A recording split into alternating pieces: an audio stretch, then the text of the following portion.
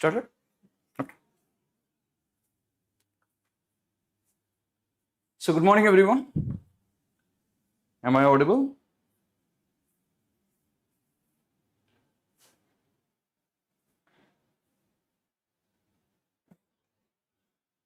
Okay. Am I audible?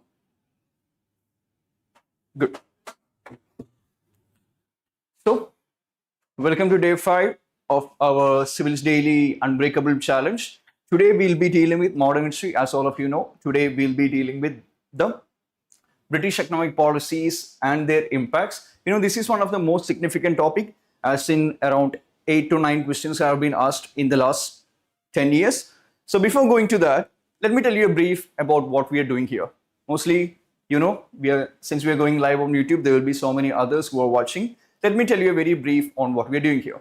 So in this challenge, this is going to be a 60-day challenge divided into 15 days for each of the GS paper. And also, the most important part of the challenge is that we are going to be only writing about the PYQ answers of the relevant topics, right? So, as you can see here, now why do we write the PYQs? Okay, let me take 5 minutes before actually going into the questions here. Now, why do we write the PYQs, right? You know, mostly all the academies out there give the students random questions for their daily answer practice. Here, we don't do that. So why do we give PYQs?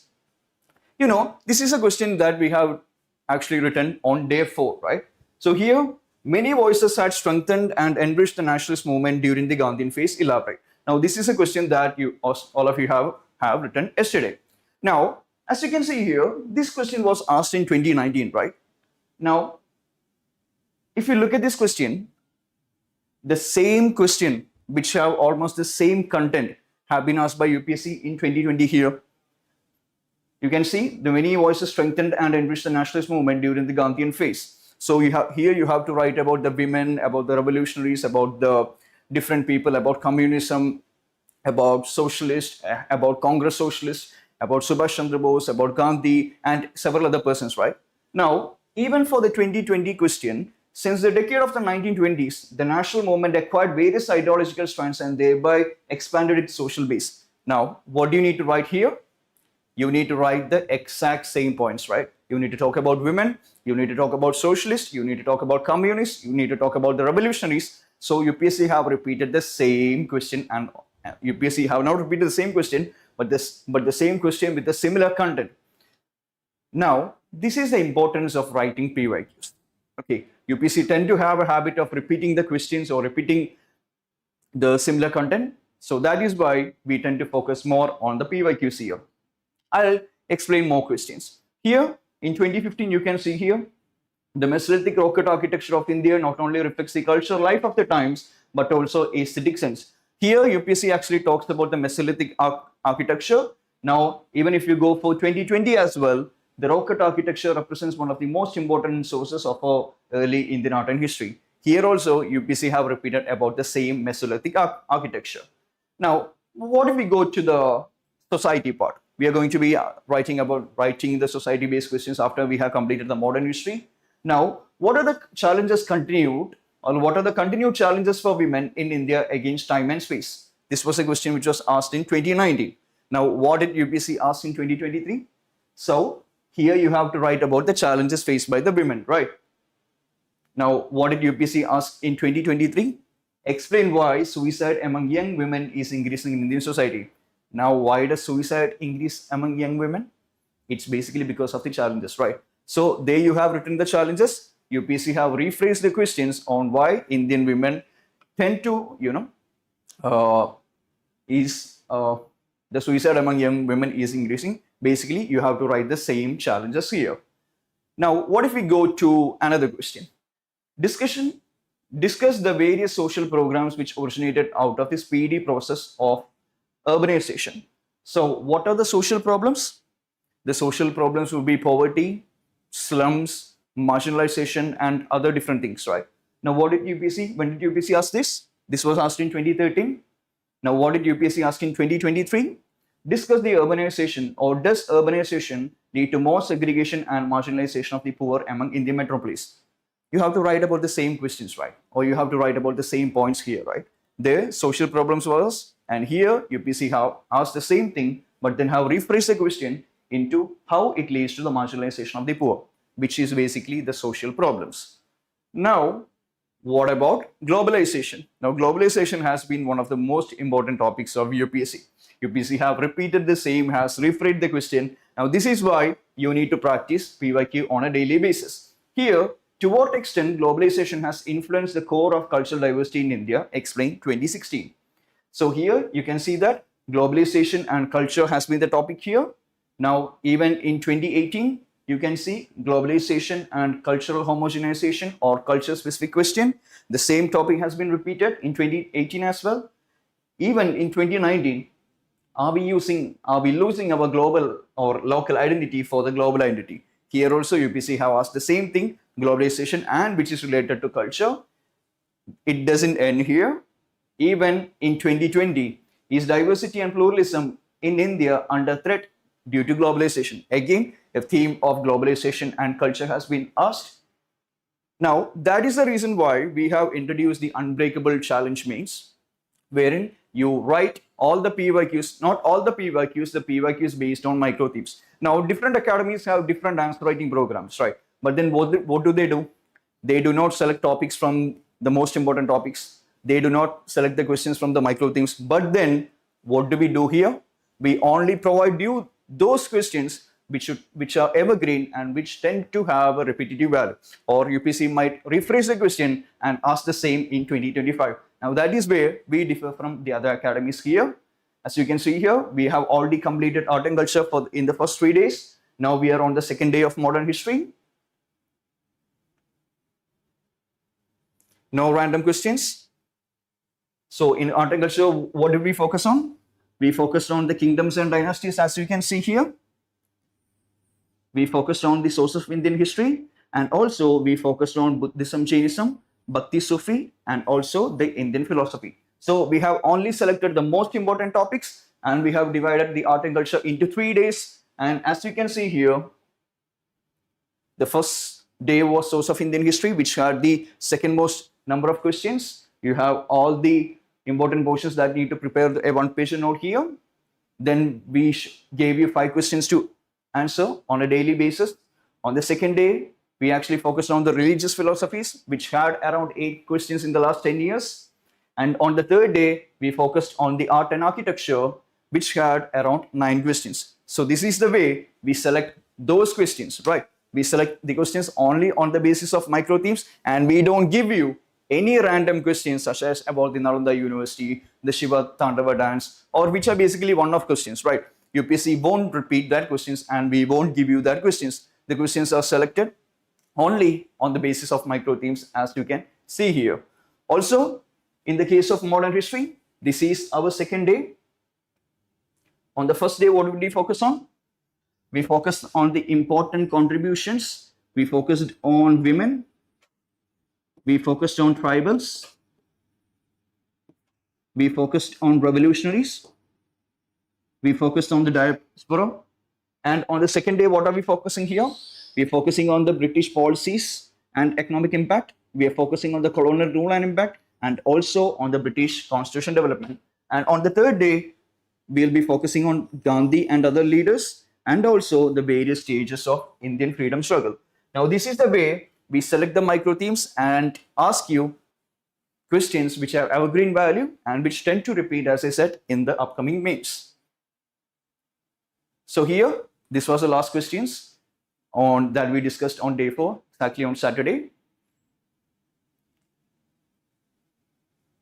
You can see here, a number of students are actually writing on a daily basis. We receive around 40 to 50 answers on a daily basis, as you can see here on the Telegram site, which is actually very grateful and very wonderful to see you, all of you, writing the same and also improving the same. If you look at your day 1 answer and if you compare it with the day 4, you can see a significant improvement in the same.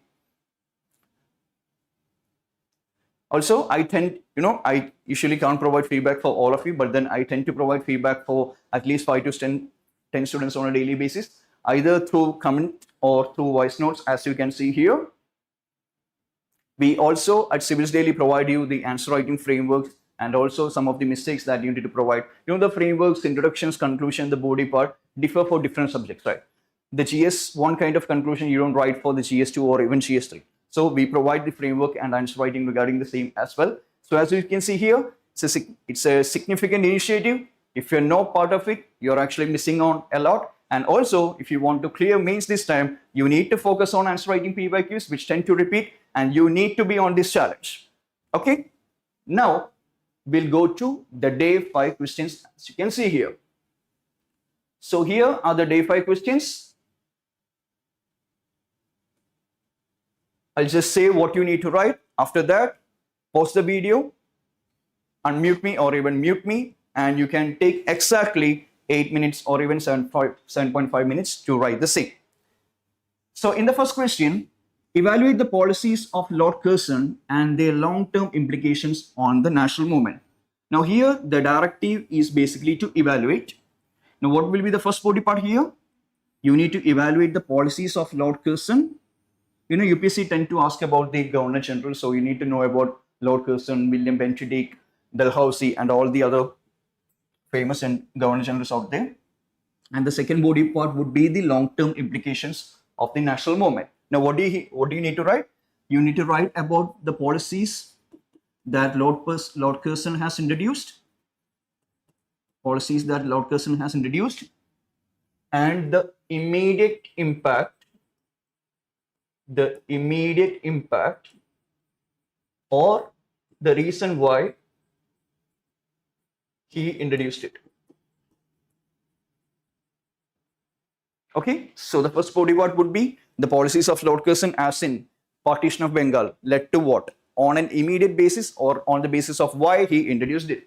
And the second body part would be the long-term implications. So try to write 45 points here. Try to write 45 points here. And in case of Lord Curzon or even any other personalities, you not need to write any current affairs based examples. Okay, you could just write he was the viceroy of this period, that period. Okay, and also regarding the conclusions, you can write a very general conclusions. You don't need to be innovative as we usually do. Okay, now in the second question, why was there a sudden spurt in famines in colonial India since the mid 18th century? Now give reasons. Now here, what does the question ask you? Why was there a sudden spurt in the famines in the colonial India since the mid 18th century? So you have to write from 1750s to 1947. Why was there a significant increase in famines in India? So here we can only identify a single body part here. You need to provide the reasons for the same. You need to provide the reasons for the famine.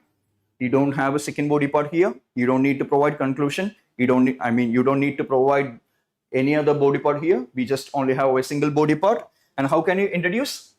You can basically introduce by saying that even though there was a lot of famines, even before the British came, there was a significant spurt in famines due to this and that. Or else you can say that you can name some of the famines, such as the Bengal famine, such as the Deccan famine, such as the Odisha famine, such as the Madras famine. You can name some of the famines here in the introduction, and in the second body or in the first body part, you can actually state the reasons for the famine. Now coming on to the third question, why did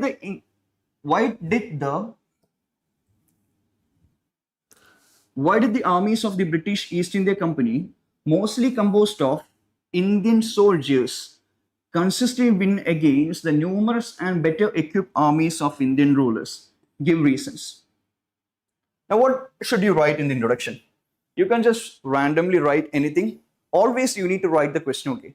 Even in day 4, what I have observed is that the question basically asked about the women defining their age, religion and gender. But then none of you actually address how they defined the age, how they defined the gender, or how they defined the religion. You guys have just randomly wrote the contribution of women.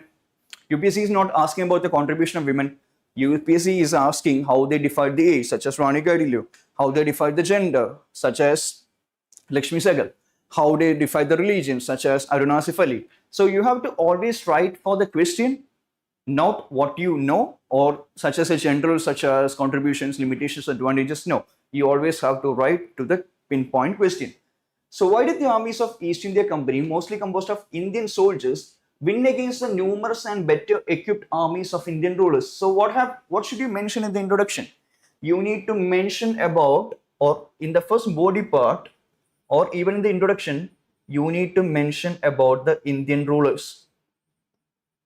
You need to mention about the Indian rulers who were significant in strength and were basically defeated by the British. Okay, you need to mention about the Indian rulers, then you need to focus on the first body part here. What is the first body part? How did the British win against them? Here also we only have a single body part, but before writing the first body part, you need to write about the numerous Indian rulers which the Britishers have defeated. Now what about the fourth question? Examine how the decline of traditional industries in India crippled the rural economy. Now here you can basically identify two body parts here. The first one would be the reasons for the decline of traditional artisans industry.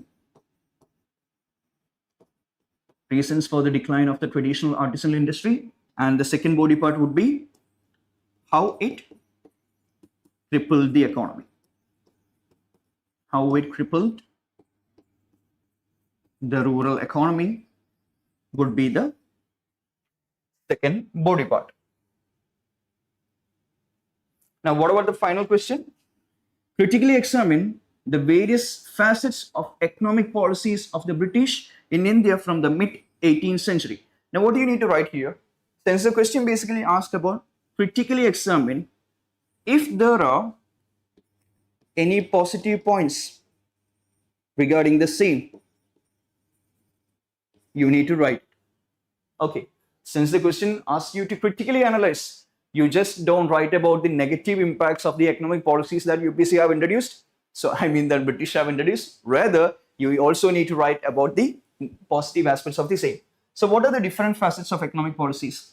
The first one would be agrarian policies, such as zamindari, mahalwari, raitwari. You can write about the economic policies, such as commercialization of agriculture. You can write about the export policy, wherein export of Indian goods was taxed and imports was made free. You can talk about the drain of wealth policy. You need to write about the different policies.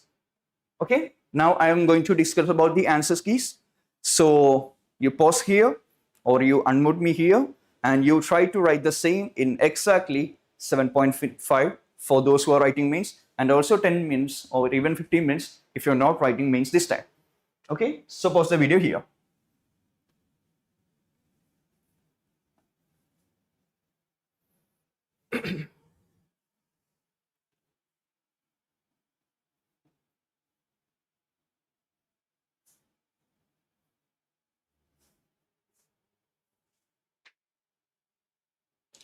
So in case of the first question, what does the question say? Evaluate the policies of Lord Curzon and their long-term applications in the Indian national movement. Now, the question basically asks us about the national movement. So you must be wondering, should you write about Archaeological Survey of India? Should you write about the Cooperatives Societies, Agrarian Cooperative Societies Act that he have introduced? Now, even if you write about the same, it doesn't have much value. And also, if you're writing about the same, don't write it on the first 3 points. Rather, try to introduce it in the 4th or the 5th one, because it is not so important on the case of national movement. Okay, so what do you need to write in the introduction? Since Lord Curzon doesn't have any contemporary value, you can write about the general introduction. So leave some space here. Lord Curzon was the Viceroy of India from 1899 to 1905 in the moderate phase. His policies sparked nationalist opposition and shaped the trajectory of Indian national movement, or even say the Indian freedom movement. As you can see here, I have mentioned about Lord Viceroy, about Lord Curzon, and also maybe you can also write that he believed in the white supremacism. He was a reactionary viceroy. You can bring in some key terms relating to viceroy as well. Now, for the body part. The first one would be the policies of Lord Viceroy. The policies of Lord Curzon. So you can write about the University Commission, Partition of Bengal, Calcutta Corporation Act, then the other 2 points that I have discussed here. So first of all, the Rayleigh Commission, Rayleigh Committee and University reforms. And what is the policy about? To suppress the voices of the universities or to reduce the number of Indian students. Second one, the Bengal Partition of 1905. And how do we evaluate it? Basically, to better administer the Bengal, but part of divide and rule policy. Third one, the Calcutta Corporation Act of 1899 to reduce the number of Indians in the administration. Also on the third point or even the fourth point, you can write about the Cooperatives Credit Union Societies Act, or even how he tried to introduce reforms in the defense system. Curzon, even though he's a reactionary, even though he's a bad person, he did a lot of good things. Okay, maybe ASI, agriculture credit societies, for the education, for different things. He also did a number of good things, but then we tend to actually focus only on the negative part.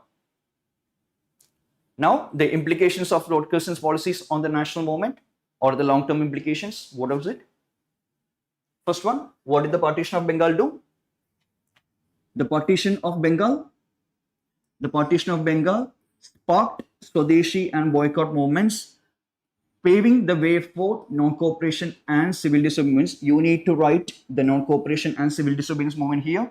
Second one, the formal communal segmentation, as he introduced the policy of divide and rule, which basically led to the partition of India or the creation of Muslim League, and finally it led to the partition of India.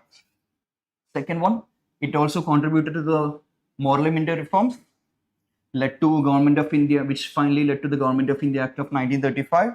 You can write about the growth of Swadeshi and also self-reliance, which was basically taken by Gandhi through his khadi and village industries, or the idea was taken by Gandhi through his khadi and village industries.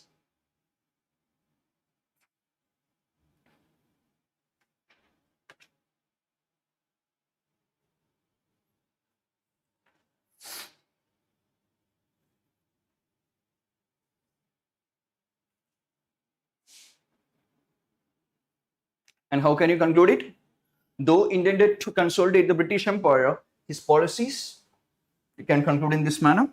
Though intended to consolidate the British Empire, his policy laid ideological formation for the 20th century national movement. You can conclude in maybe this manner, because he was basically trying to consolidate the empire, but then it was due to his policies or the reactionary policies of Curzon, which actually the Congress united and even the national movement gained its momentum. Now, going to the second question. Why was there a sudden spurt in famines in colonial India since the mid-18th century? So here the question basically asks us, why was there a sudden spurt in the famines, right? So it actually means that there was a lot of famines before the British came. So you also need to mention the same, right? Then what can you do? You can basically go for the reasons, because the question basically deals with only a single body part. Now, you can first mention the historical element here. While the Indian subcontinent had a history of famines, okay, try to mention this part here. Why was there a sudden spurt of famines in colonial India? Also mention that in history of India, also there was some kind of famines. While the Indian subcontinent had a history of famines, the increased under the British rule, such as, you can mention some of the famines and try to underline the same: Bengal, Odisha, Madras, Deccan, or even one of the greatest famines during the World War II, in which, the British Prime Minister said that he doesn't care about the dying Indians. The colonial policies prioritized over profit over the people. Then the reason for the famines. You can basically introduce a lot of points here, right? Because we have a lot of points. First of all, the commercialization of agriculture, which basically led to, the production of indigo, the production of cotton, and production of different cash crops, thereby reducing the production of rice, wheat. Also, the commercialization of agriculture, indigo in Bengal, try to provide examples, cotton in Deccan. The land revenue exploitation. Examples: permanent settlement and Rayatwari, Mahalwari, which did not focus on the productivity, rather extracting the maximum from the farmers, which led to the Bengal famine of 1772, basically the dual government which was introduced by Robert Clive. You can write about the export of food grains. Basically, it's what the British Prime Minister did during 1943. You can write about the export of food grains.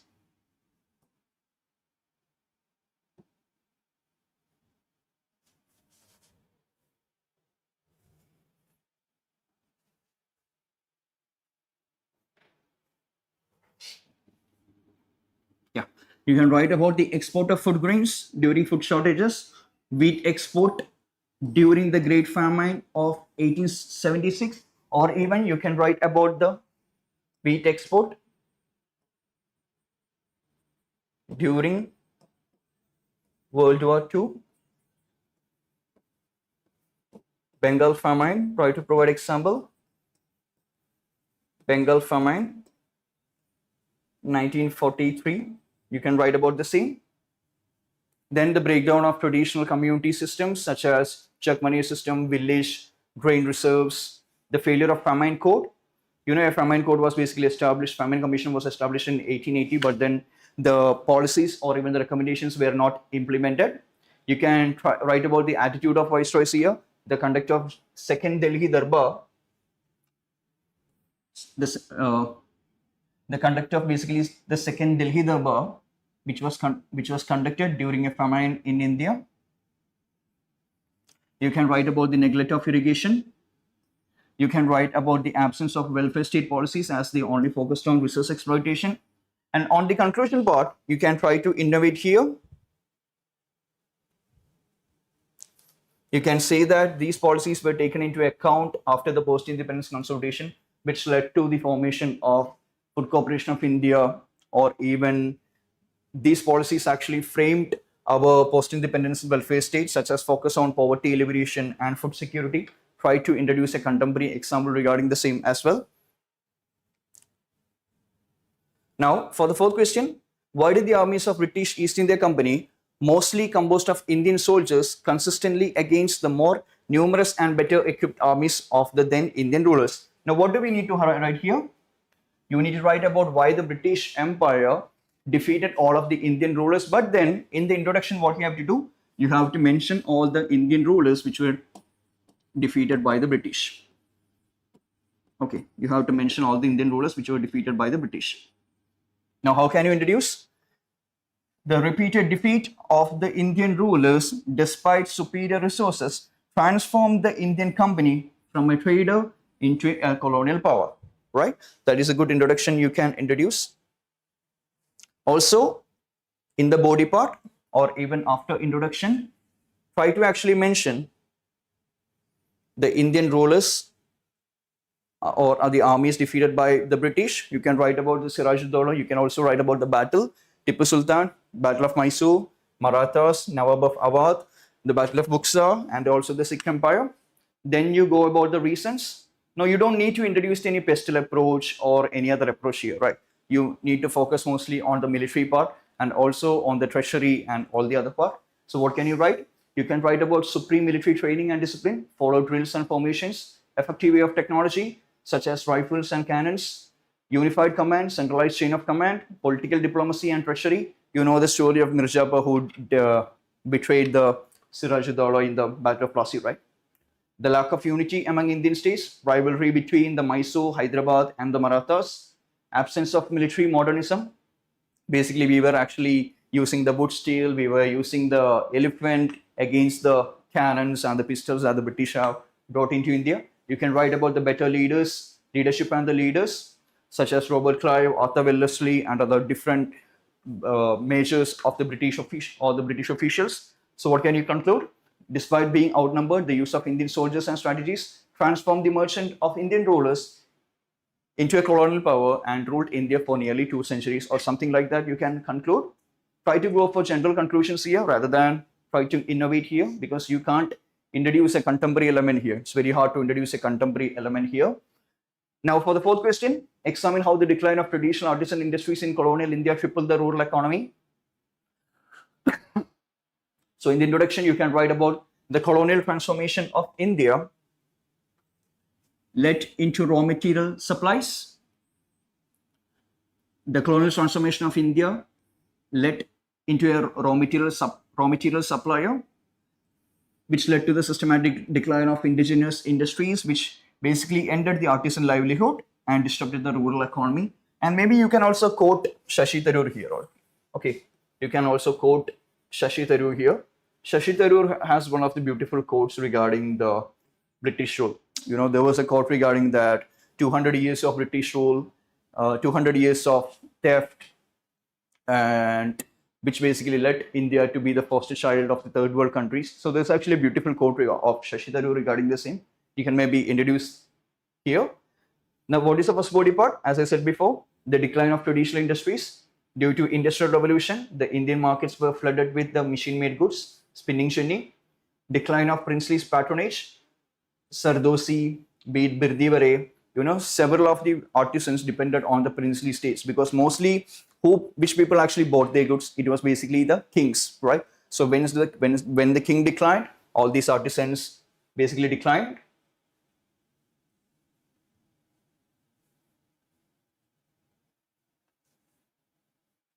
Now, distorted foreign policies. Indian goods were heavily taxed. The Dhaka and Machilipatnam declined.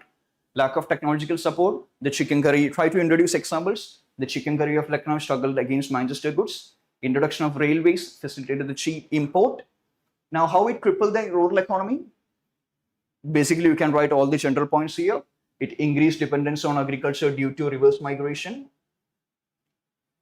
Led to high unemployment and over dependence. The Bengali weavers, or especially you can mention the muslin weavers of Dhaka.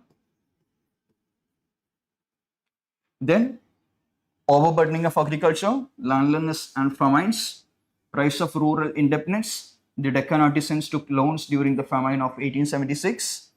Breakdown of Jat money system. The rise of money lenders and zamindars due to economic power. And also, how can you conclude? You can conclude by saying about Shashi Tharoor, about saying the drain of wealth, or try to you can bring an innovation here, okay? You can either quote Shashi Tharoor or any other person who is actually famous regarding the economic policies.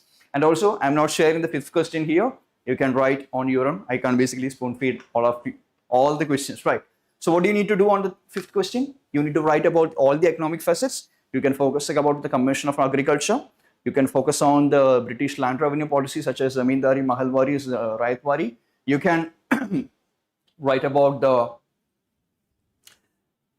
trade, the import of finished goods and the export of raw materials. You can write about the drain of wealth and all other different economic policies that British have introduced. Introduction of railways, everything you can write. And also, since the question is critically analyzed, try to bring some of the positive elements of the same. Okay, maybe the introduction of railways led to the expansion of transportation or something like that. So try to introduce, you can actually follow a 70, even though the word is critically analyzed, you can't provide the same number of positives as the number of negatives, because the negatives outweigh or outnumber the number of positives there. So even though the word is critically analyzed, try to follow a 70-30 approach. So you can write 7 negatives and also you try to focus on 3 positives.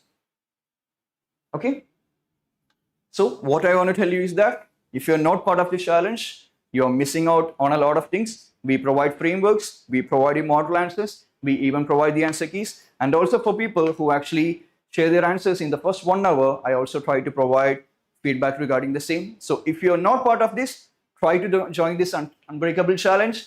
You can get the link in the Telegram. You can get the link in the description below. So I hope all of you enjoyed this session. We'll be back tomorrow exactly at 11 a.m. dealing with the revolts, national movements, and also regarding the personalities such as Mahatma Gandhi, Subhash Chandra Bose, B.R. Ambedkar. So see you exactly at 11 a.m. tomorrow. And I hope all of you join this challenge. And yeah, see you all tomorrow. Thank you.